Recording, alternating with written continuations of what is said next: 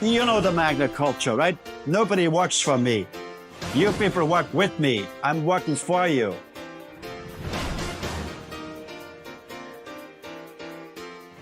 The history of mankind has always been dominated by the golden rule. Here's the gold makes the rule.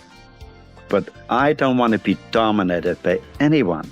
If I feel that strong, I should not be able to dominate somebody either. Hello there. Welcome. I'm Richard Dolan in another great conversation with our very own Frank Stronach. As you know, he's not just a billionaire businessman, a titan of industry, someone who is very passionate about reimagining the future for Canada, for Canadians like you and me. So here I am. Why don't you join me as I chat with my dear friend, our dear friend, Frank, on the future of Canada, what is possible given his thoughts on a blueprint. It's so good to see you, Frank. How have you been? I've been great. It's always nice to see you and nice to talk to you. Well, they always say it's nice to be seen. It's always nice to be heard. With that being said, I want to get straight to it because every time we sit down, we cover a lot of ground around your thinking, your ideology, your philosophy, and you're a man in your stage and state in life. I dare not say age because you you can say I'm 93 years young. 93 years young, but you've been reflecting a lot. You think and you review, you revere. And one of the things that you said that I really want to start with is how profoundly, philosophically bankrupt Canada is because it lacks a blueprint for an ideal society. I think this might be why you authored the Canadian Economic Charter of Rights and Responsibilities. But before we go into that, tell me, for a businessman like you who's built such a massive industry, let alone business, why is a blueprint so important, just fundamentally? A blueprint is, when you build a house, you create a blueprint, right? And really, so in how you could shape up a society, what rules and structures you need a blueprint too, right? And I've always said, I did say that I've been on the boards on a number of universities, and I gave lectures right across from Harvard, right across the States, right across Canada, right across Europe. And it only, let's say, the last maybe 6, 7, 8 years, I came to the conclusion that I've been missing a lot, right? Because I never brought forward anything new which would kind of shape up the universities, right? And so when I looked in the mirror, I said, I've been missing. I've never... yes, university get great faculties in regards to medicine, technology, the arts, but no faculties in regards to humanity. And universities would be the ideal institutions to work on structures which could lead to an ideal society, right? That means work on a blueprint which could lead to an ideal society, right? Because right at this time, there's just no blueprint, right? We hear great political speeches, but with all the speeches, the rich get richer and the working class gets poorer, right? The divide is getting bigger and bigger, right? And we know in the long run, society cannot function like that. Or we have less and less capitalists now, right? Okay, anytime if you look at statistics, less and less people own more and more of the richness, right? Of the capital, right? So that's so the message I want to get across. I think we should not destroy the capitalistic system. The capitalistic system, when it gets larger, when companies get larger, it needs harnessing. But let it be operate under the free enterprise system. The free enterprise system basically is the foundation for the capitalistic system. Okay, free enterprise means like it should be free. The state has no business to be in there. Let free enterprise operate like the United States and Canada reached the economic heights about 40, 50, 60 years ago, and it's deteriorating now, and we all know the living standard's only about 50% than they were 50 years ago. Well, before we unpack free enterprise, let's rewind the conversation around the blueprint, because I mean, whenever you research your history, we always know that the history of creating a blueprint must start with the motivation of moving away from pain or moving towards pleasure. And we all know that you just didn't want to go hungry ever again. So the motivation for you to create a blueprint for yourself was not just a combination of a burning desire to eat again and eat well and open a fridge and see things in there, but it gave rise to a vision where you were able to really scale your skill set. When you look at the skill set, when I review the Canadian Economic Charter of Rights and Responsibilities, I can't help but notice that there's a return to simpler thinking. There's a return to the way it once was, to a simpler time. Would you agree with that alignment of thought? Well, well, simpler, less. It means less regulations, right? And just as an example, when I built my first factory in Canada, it was about 65 years ago, right? I'm a tool and die maker by trade. I rented a small building. I put a sign up: tool and die making, open for business. Okay, so I didn't need a permit. I did not. For years, I didn't need a permit, right? And so out I went. Went around to the surrounding factories, and I said, look, I'm very good in solving problems, and if I can't solve them, you don't have to pay me. So obviously I solved problems, because after 1 month I hired a person, after a year about 10 people, after 2 years 20, right? Okay, so and then about 5 years later, the first building I was in, I rented it, but my second building was I built a new building, right? And that was in Richmond Hill, a small city, little north of Toronto, right? So I went there. I had naturally when you build a building, you need a blueprint, right? Okay, so we come back always. You need blueprints, and what the way a society should function. You really would need a blueprint too. But let me come back that how simple it was. So I went to the township, to the city, the building inspector. I had a building inspector, so he looked at the blueprints. He said they're stamped by a qualified engineer for snow load and twin load and sewage. Fine. There's your permit, right? We're so happy that you built a factory in Richmond Hill. Welcome to Richmond Hill, right? It was great, right? That was kind of the attitude, the kind of thing when Canada was great, huh? Okay, so when I said a blueprint, that's a typical thing here, and but I think when you look back, it was people were concerned, small business, about the quality of their products, the quality that workers didn't get hurt. That means. Workplace safety is very important, and naturally we are more and more aware, and we should be aware of, you cannot dump poison chemicals in your backyard. Those would be about the only two rules. And again, I'm trying to preach to small business, because we always realized that small business was the backbone of Canada, right? All the new things happen via small business. Well, I want to make sure that I'm unpacking this carefully for those who are viewing, watching, listening. For those who are listening and listening carefully, what you've really touched on are about 3 of the principles within the Canadian Economic Charter of Rights and Responsibilities. As I'm listening to you, I can't help but think to myself that the 4th principle, which is unchaining small business, is one of the key principles. The second is reducing red tape and understanding that by doing so, you're going to allow a business to really balance their own budget and create for themselves some great financial stability. Those 3 principles alone are a part of your Economic Charter of Rights, but you are also a living demonstration of it, right? Wouldn't you agree, Frank? When you launched Magna, it was very rarely I saw debt on the books. It looked as though you had yourself a balanced budget, and it looked like you really respected the rules. You weren't removing red tape, but you were dealt with red tape, and when you did, you dealt with it powerfully.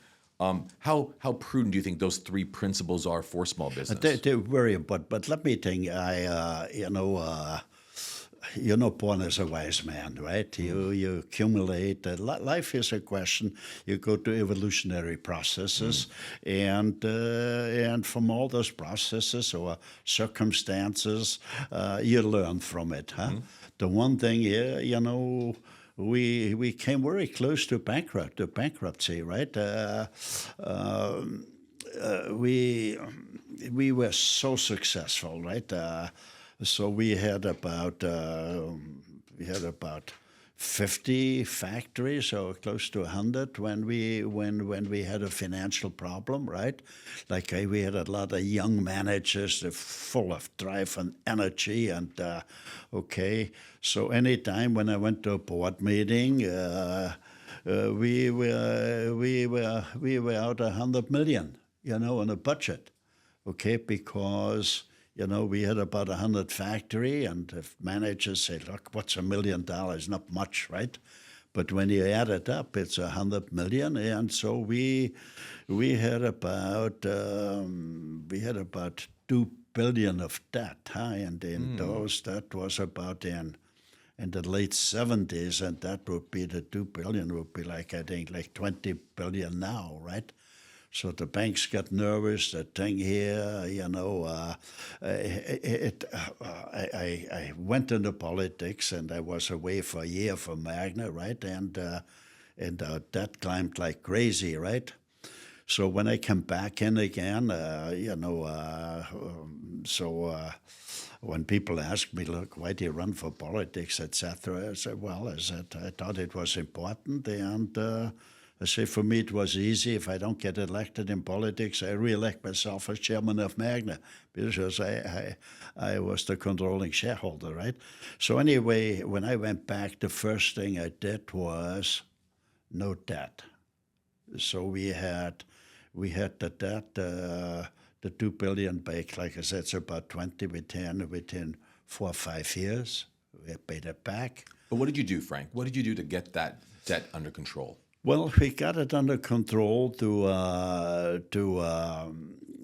first of all, I had a lot of real estate, right? I planned where we built factories, so I sold, so I got cash in, but still there was maybe $1 billion, $1.5 billion where, so that was,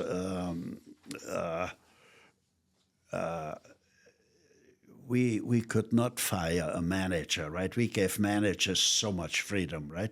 A manager we could only fire if he breaks the law and if he doesn't make a profit for 2 years. So what we've done, we said, look, you must submit a budget. If it be higher than the budget, there would be a reason for dismissal. Okay, so we did that, but we had a smart manager said, look, Frank, they said to the board, right, we're just in the midst of developing a new product, right, so we won't make a profit, right? Okay, so we gave reliefs, right? But you could not have every factory relief, right? And then you wouldn't fix the problem, right? But when we saw that some factories were on a great product, which looks very promising, we allowed, right? You can have that for 2 years, right? Okay, so there's lots of ways, but to have every housewife knows she cannot spend more than what her husband's bringing in. Otherwise, they know they wind up in a poorhouse. Every farmer knows he cannot spend more money than what he gets for his crops, right? Otherwise, he's going to lose the farm. And every small business person knows they cannot spend more than what the profits they make. So that is a very important aspect. And I've never seen bankers forgiving the debt, right? Okay, so when a country has that, that's even worse, right? Because you could go bankrupt, right? But in your companies, if they can't, they go bankrupt, right? And they would never survive again, or might be ending here. The same would hold true for a country. If it goes bankrupt, then it's very difficult to improve the living standards, right? And we've seen it in a number of countries, right? And so, but in business, right, when you go bankrupt, that's it then, right? If no, you lose or you have a black mark, your credit line might be. But when kids ask their parents, Mom, Dad, how can we ever pay back that huge amount of debt, right? If the kids, let's say, if the family had a house, let's say, which was maybe on the market maybe 500,000, but they had a mortgage of $1 million. If the kids would inherit that, they just forgo the mortgage, right? Okay, and said, look, why do we don't need the house like if it's half and we get with $500,000 loss, right? But the key is, the kids cannot walk away. The future generation cannot walk away from the debt. So they're burdened for many years, right? It takes many years, very tight measurements to get out of the. Frank, what I'm really present to, and I think what a lot of our viewers will listen and or watch and witness, is that I just can't help but realize that you're just giving people an honest, hard, truthful look to confront the reality of where Canada is, where one is, where a Canadian citizen is, no matter where you are in life, whether you're just starting a business, you're well on your way, or you're looking to scale, or perhaps even looking to exit. It just looks like there's some practical prudence that's necessary from an economic perspective. This is the same thing that you practiced when you came back into Magna after running for politics, and you erased the debt and made the company return to its former financial glory, which it remains doing today. How much of that statement would you agree? Is it time for practical prudence? Well, it's an absolute must, right? I would. You made earlier thing here that Canada might go bankrupt. I didn't say that, or I don't quite. I hope I didn't say that. I don't think it almost went bankrupt. I don't think it was. You see, Canada is very fortunate. First of all, it's a huge country, and with so many geographical, topographical, and substances, that we have so many minerals and gold and silver resources, and people. Okay, so but if you sell that would be like you're selling your jewels, or selling somebody else would own it, right? Okay, and so Canadians should own it, not foreign countries, right? So we got to be aware of that, right?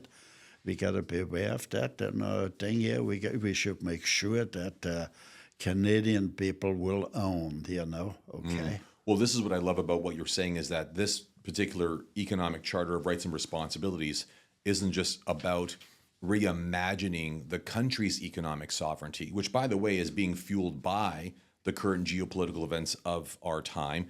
At this time of interview, you've got the sitting president, Donald Trump, with, of course, his tariff wars and whatnot. It's forcing the Canadian leadership and our people to start thinking far more Canadian, buying Canadian, perhaps doing business outside of America with other countries who want to do fair trade.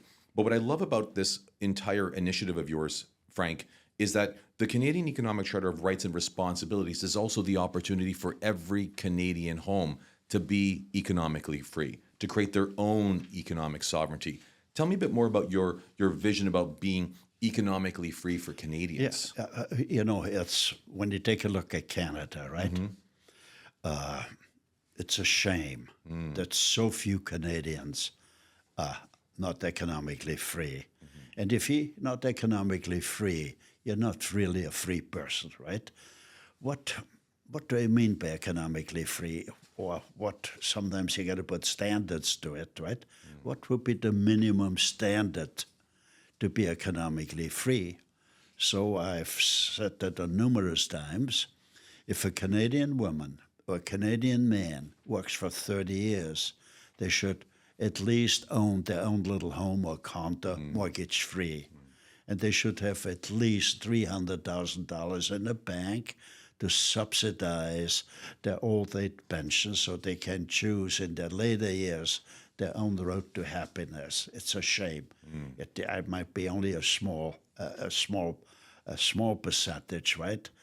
Which is economically free, and part of progress means the technology, et cetera, that people achieve economic freedom. We go the other way around, right? People have a hard time now buying a house, or if they have, it's a mortgage. So our elderly people have more worries now than maybe 50 years ago.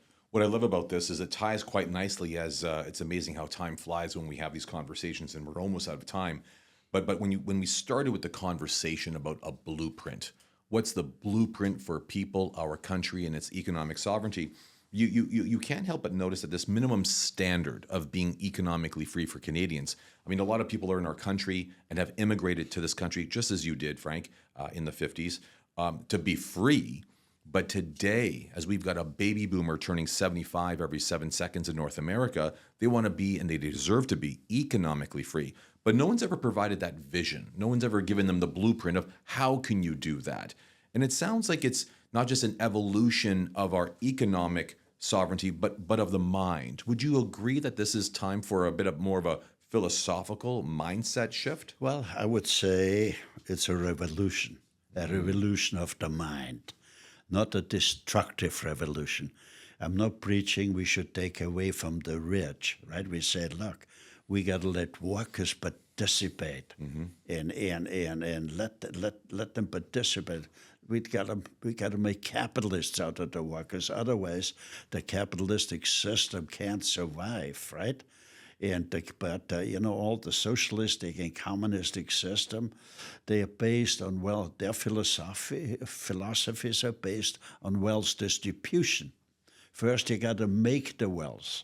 Otherwise, there's nothing to distribute. So again, I want to remind and kind of arouse the small business owners of Canada. You got to band together, then you have a force.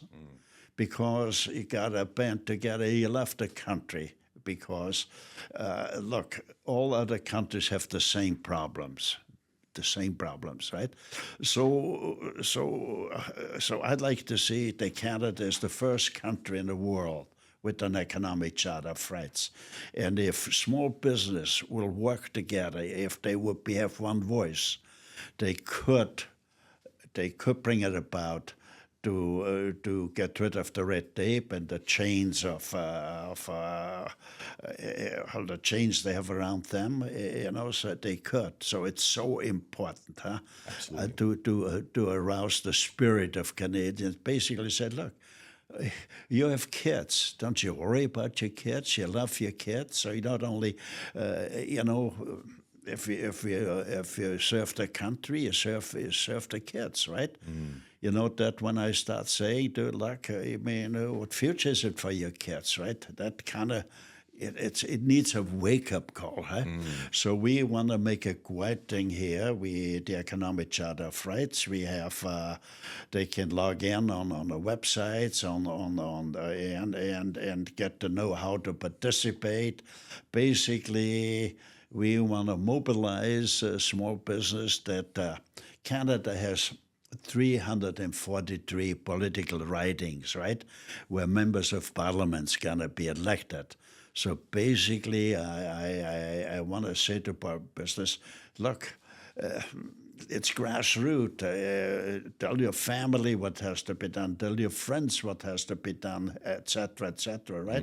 And basically, no politician should be elected if they are not committing. If they are in Parliament, they would have to bring forward a motion that the Canadian Economic Charter of Rights should be part of the Canadian Constitution, right?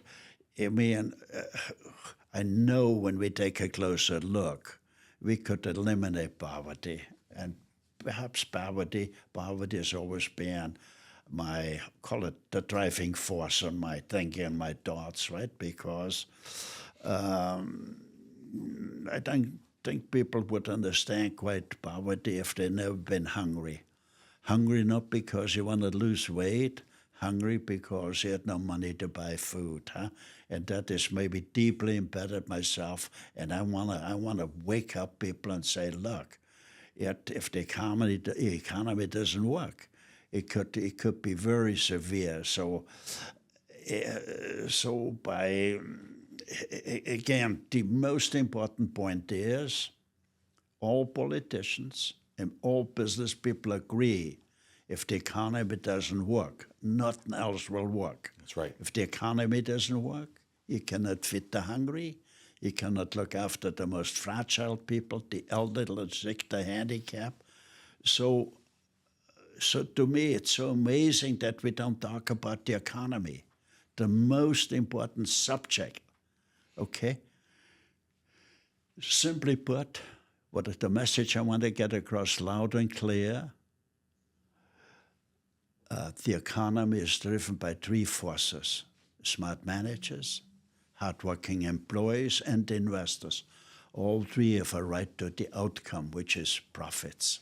So that's the message. If we let the workers participate, we make capitalists out of them, but most of all, we could eliminate poverty.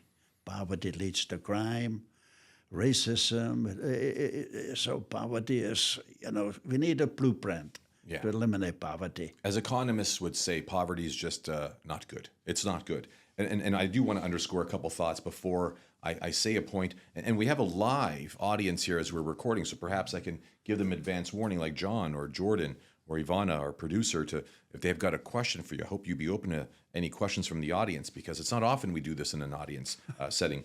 But for friends at home, first of all, I want to make sure I revisit a couple points, if I may.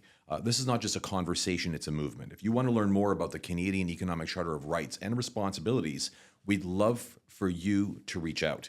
There's a link in the institutionalized material there at the bottom. That's right. Just look right below this particular video setting and you'll notice there's a link there. Hit it and you'll join our mailing list. You'll be a part of our community, and we'd like for you to be a part of the movement. Number two, Frank, to one of the points that you had brought up, is of the 343 ridings, you're putting the pressure on the politicians, the policymakers, those with the voice, and those who were given it by way of our vote to, in fact, stand for those who are less fortunate.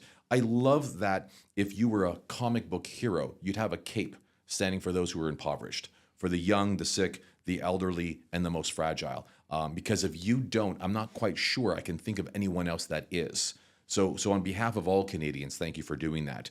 But are you open to a couple questions if we've got some in the audience here? Maybe it's a very important subject. There's an educational process to everything, right? Of course. Okay. And I think we have given it a lot of thought, and I've been sitting down and talking to you and getting your mind going, and we all came to the conclusion maybe those economic principles we operated with, they should be transmitted to society, to Canadians.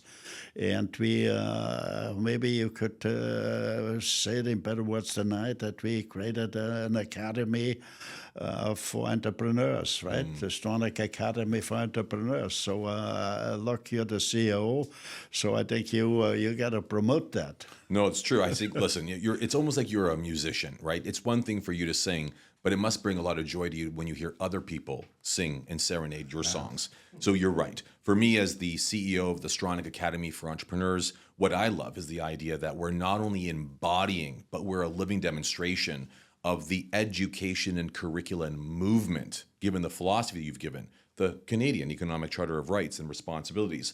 So I think the educative journey for those who want to get started, who want to scale their business, or perhaps exit in a very economically freeing way, our academy is the perfect place to start. It's a conversation, it's a movement, it's where you'll get a chance by way of membership fees and dues, where you get to ask us questions, engage our faculty, and even ask you a question or two from time to time. And if you're lucky, you might join us for a lunch where Frank picks up the bill, by the way, and that's the best part of the whole time.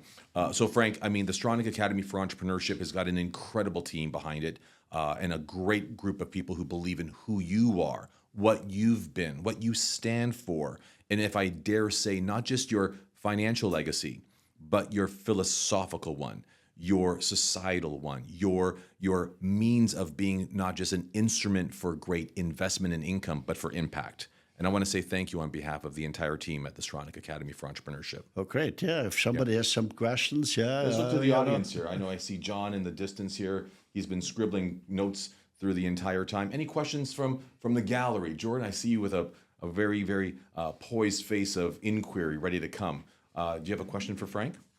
Yeah, the question would be, how do you move from ideas to action? So you've got these ideals in the charter. How do you move them into the political domain where politicians would adopt them and put them into law? Well, But if I may, only because our audience isn't microphone. So I want to repeat this for the sake of our recording, and before our producer Stephen bans me from entering the studio again. For those at home, how do we take the ideas or the ideals and move them into action in practical form? Does that make sense? How does Frank speak to that? What would you say, Frank? well, the idea's got to be simple. And many times when changes take place is what we call grassroots, okay? So it's got to make it, people should understand it, right? They said, like, if we don't do anything, then things get worse. If we do XXX, then things get better, right? So, but you can't do it alone. So the timing would be very important. Like any time there's a change in society, timing is the most crucial thing here, right? I like that. And unfortunately, the timing to bring changes are good, but there is when changes will take place when people are hurting, okay? When their family is hurting, right? Then they really, that's the foremost on their mind, right? I like that. So, but it's unfortunate that there's some hardship involved, right? But I think sometimes a society needs a wake-up call, right? We like gotta change. We gotta. So I think we gotta again. We gotta build a small business. Talk to your friends. Talk to your business.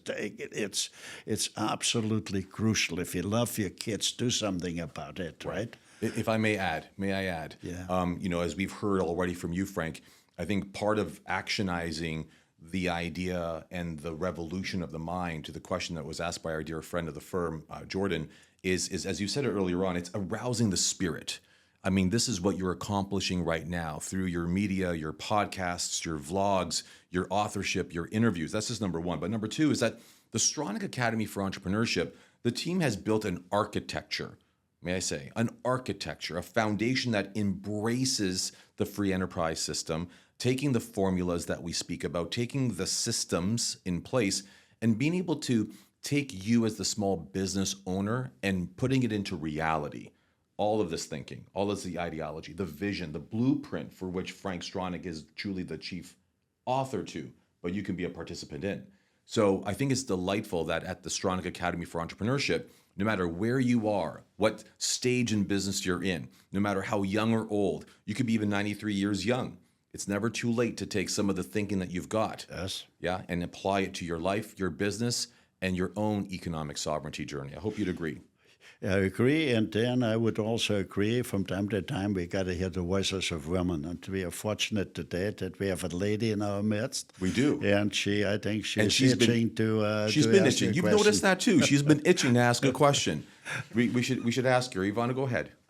So, does the Stronach Academy teach the fair enterprise principles that made Magna such a success? So I'll just repeat it for the sake of the recording. Does Frank, Yvonne had asked, does the Stronach Academy teach the fair enterprise system and its philosophies? Yes?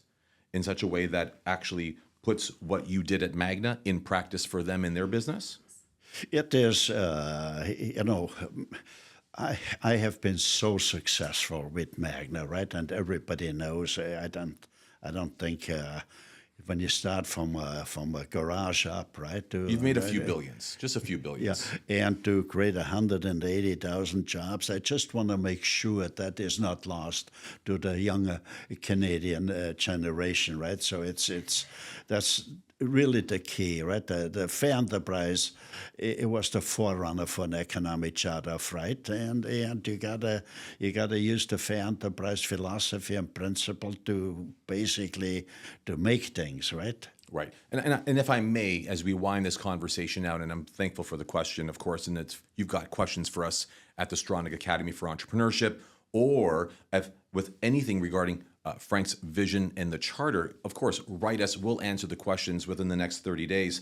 But I want to underscore something. If you want to learn how to play a sport, you learn from the best, a champion, a gold medalist. If you want to, in fact, go out and compete in a sport or a realm of industry, you look for the top performing individual. What I want to underscore is that, Frank, for all measures, you are really the heavyweight champion of the business world.